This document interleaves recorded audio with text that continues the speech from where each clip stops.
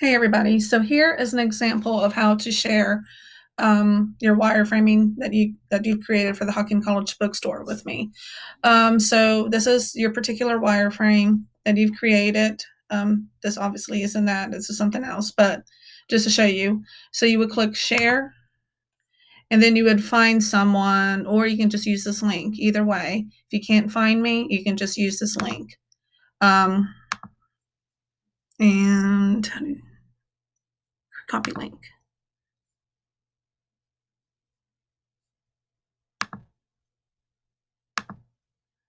How do you do this?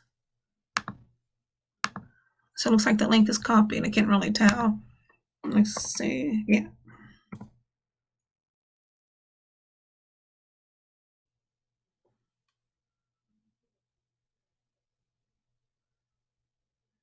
Yeah. Okay. So I guess there's two T's on there now. Okay. But that's how you can share it. You can either find me or you can just copy the link, even though it doesn't look like you can actually see the link being copied. It is being copied. So that's how you can share this with me for your assignment.